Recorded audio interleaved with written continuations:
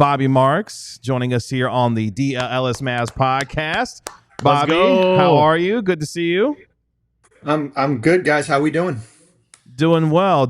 I want to start off with this one because about a month ago, you were sitting outside doing a beautiful video discussing the Mavericks offseason, and it made me a little hungry because you were talking about restaurants. You said if the Mavericks were a restaurant, they would be under construction. Now let's fast forward a month. They've won the NBA draft lottery. What is the restaurant review now for the Dallas Mavericks looking forward here? Probably opening soon, right? I wouldn't say it's probably under.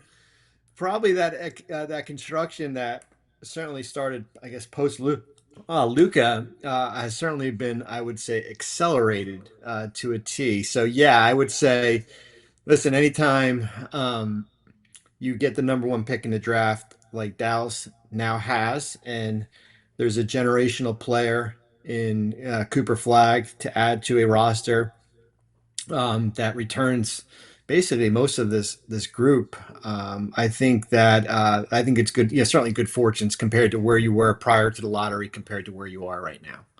It's a restaurant updated with a fresh new cuisine, a much more exciting one. That's for sure. That's it. We went from like fast food to like, we've upgraded the menu.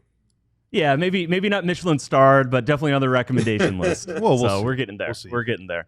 How would you lay out the just the overall view of what Dallas looks like right now? With certainly they will accept this. They now have a much bigger cap hit expected from Cooper Flagg, and they have a lot of overlap. They have a lot of players in the front court, and quite possibly the need to move on from somebody in that group.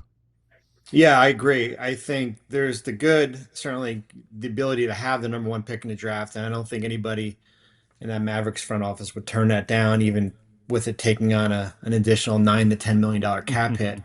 With that, I think the big thing is I think Kyrie plays into this, certainly, as far as what his salary is going to look at like, because as you are right now, let's just say, Kyrie opts in, and there really are no changes. You're a second apron team. I mean, that's the reality of the situation here. As far as where you are, I think there's a difference between being a second apron team and being like buried in the second apron, like Phoenix was this past year, and probably what Boston will be if they don't make any changes. The second apron really impacts you based on your post-transactional salary. That's the biggest thing. Like Milwaukee kind of showed you can get out of it and make trades and be functionable. And where Dallas is, they're like $1 million over right now, and maybe 2 to 3 if you filled out your roster. So I think what happens with Kyrie at his number, and we'll know his opt-in date is June 24th. So right before the draft, kind of what direction that's going to be, if that's going to be at a lower number, if it's going to be at the same number.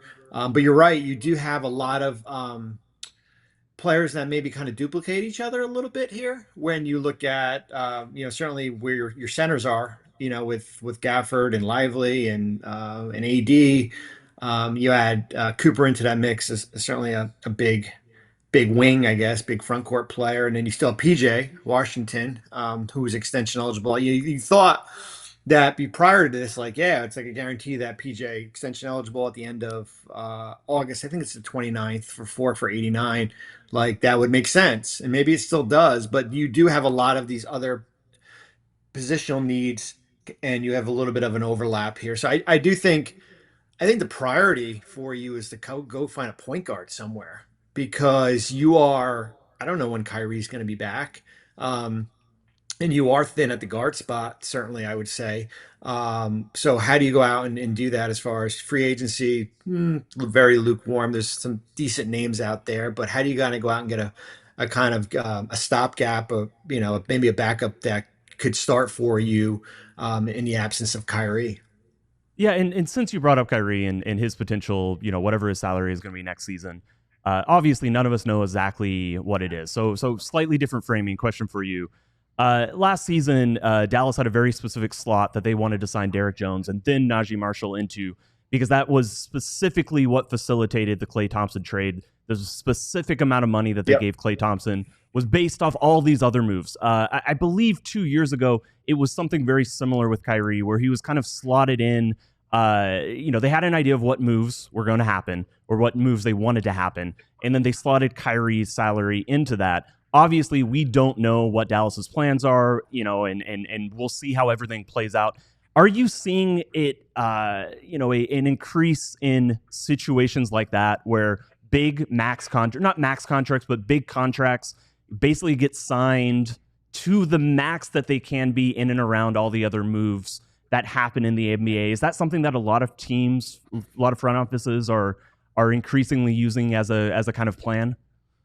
Yeah, they are. I mean, I think the day and age where you basically are kind of writing a blank check for maybe your second or third best player are basically over. Like Indiana is a good example where you have the two players with Siakam and Halbert, and then you have everyone else making less than 20 million.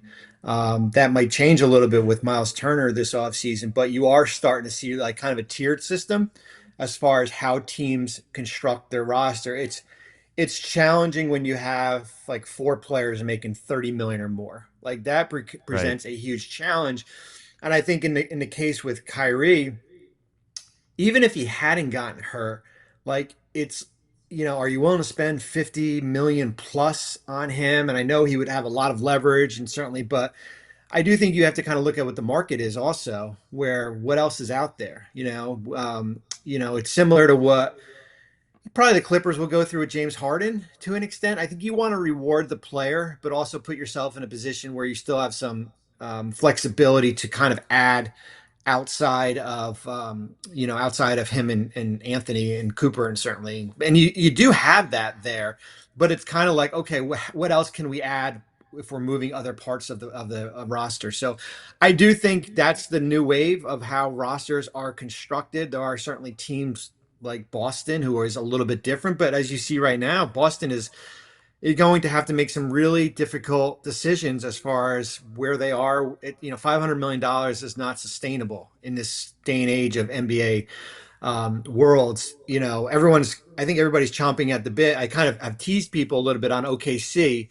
Um, and I teased it because I already wrote their offseason article because I had to based on facing elimination in Denver. And I think the big thing is like with them, can they keep Shea and Jalen and Chet? And the reality is you can because they have so many damn draft picks, right? Like when Case and Wallace will eventually probably replace Lou Dort.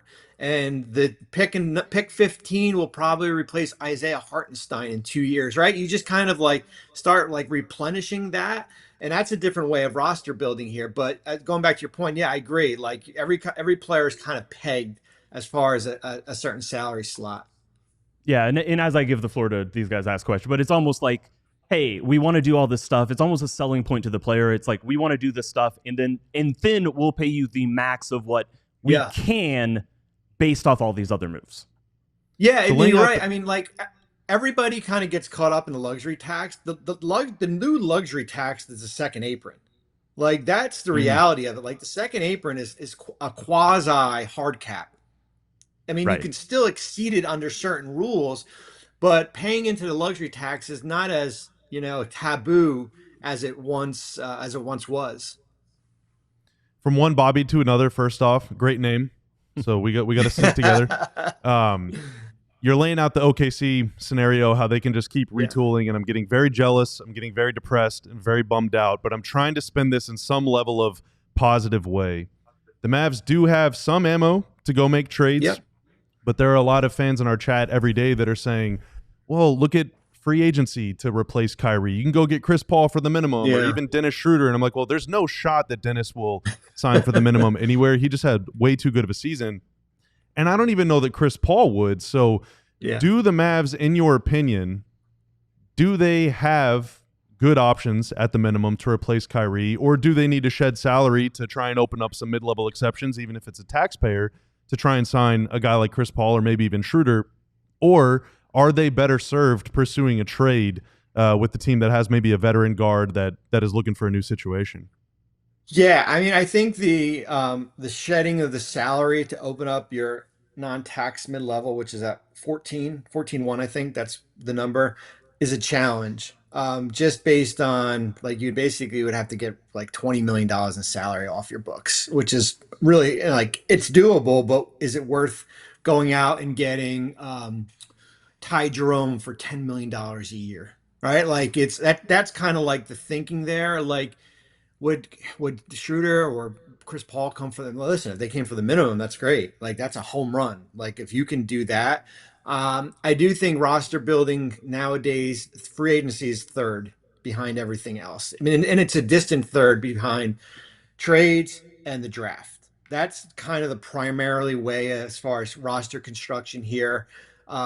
So I do think going out and getting one of those two guys presents a challenge if you want to go out and shed money. I wouldn't recommend doing that. I would recommend trying to use one of those players to get something back, whether it be in a trade there. Go ahead, Robert. Do you have another one? No, that was it. So thinking about this roster going forward here, Anthony Davis is a $375 million extension that kicks in. We talked about Kyrie Irving, his potential salary going into this upcoming year. How much more challenging is it going to be for this roster, given not only the guys that are extension eligible, but Anthony Davis's extension kicking in, and what that means for this team to try to improve their roster going forward here? Yeah. I mean, listen, I think the beauty of it is you'll get Cooper Flagg on a 4-year rookie contract that is at the basically the non-tax mid level. I mean, like that is the beauty of something like that, and I think he is going to be. I had the opportunity real quick to sit down with him and help him this before the combine with his draft prep, just kind of when he starts meeting with teams. And I do this with a lot of players, and not just because his name is the same as my 16-year-old, but I had a terrific sit down with him, and I think he's going to be awesome on and off the court in Dallas here. But I think that Cooper's number helps. I think it's a matter of like what else, like if you extended PJ for like say $20 million per year, like stuff starts to add up as far as where your salaries are going to be. Like the one thing you don't want to be is be in a position where you don't have options anymore. That's the worst place in the world to be. And you do. I mean, whether it be this year's draft and the draft picks, certainly the Laker picks and some of your own in future years, and some of these contracts, these sweet spot contracts, as I say, like those $2 to $20 million players that you can put in trades, that gives them optionality here. But the cap's going to rise 10% this summer.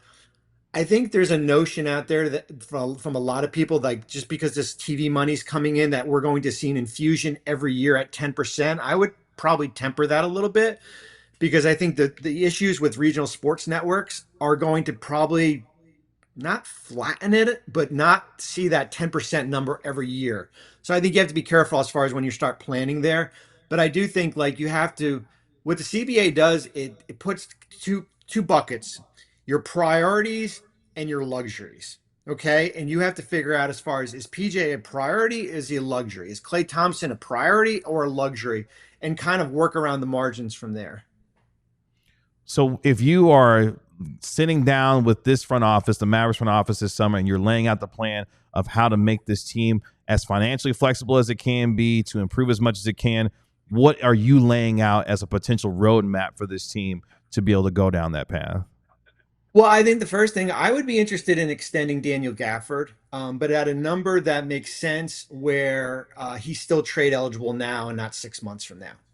So what that means is, he's going into an expiring contract. If I can add another 2 years at like 24 million, like just hypothetical, 24 million, because that gives you, instead of an expiring contract, a player that's got 3 years. And if that's going to be maybe your trade asset or one of your other ones, I think that's kind of like where things start here. I do think, as I said, like you look at your roster and everything, and I'm just kind of pulling it up here. It's like, you've got, whether it be Max, and I know Max had some good games for you when you got him in a trade. Max, Caleb, Najee, like those are 3 guys making 27 million, right? Like, where can you replace one of those with more of a positional priority, whether it be more shooting off the bench, whether it be like kind of a stopgap at point guard until Kyrie gets back and everything. Like Brandon Williams was terrific, right? Like Brandon, when you signed him, and he's got a terrific contract, like he's making $2.3 million on a non-guaranteed deal. And that's a good number and stuff. So like, I do think you have to look at it. I know Nico said like the window where you basically have a 3-year window with this group, and it's basically the length of 80's extension. Like 80's extension, which is kicking in now, and it's for 3 years, and there's a player like that's your kind of your condensed window, and then 3 years from now there'll be another iteration of this team, and it will be more around Cooper. So I think you got to have to kind of balance like kind of both things there. Bobby, this was tremendous stuff. We appreciate your time and obviously the infinite resources that you have to be able to provide some of the commentary for this team here. I'm disappointed Mark Stein was not on today. I was looking forward to seeing, Mark and I never crossed paths at ESPN, but I will say this, and if he's watching this, Mark Stein is a big reason why I am in sports media today. Like, that's awesome. Probably one of the biggest reasons, because he gave me an opportunity to drive my car up to Bristol, Connecticut in 10 years ago, May of 2015, when I was unemployed, and to go up to ESPN and get me on SportsCenter on a Saturday when I had never done live TV, and that kind of got my foot in the door. Oh, that's awesome. Well, we will pass that message along to Mark Stein when we talk to him in our next segment. Again, thank you so much for your time. This was tremendous stuff, and we look forward to our next conversation with you, Bobby. Thank you so much. Thanks, guys. Appreciate it. Thank you, sir. Thank you, Bobby. That is ESPN front office insider Bobby Marks going to join us here. We all silly like the mayor.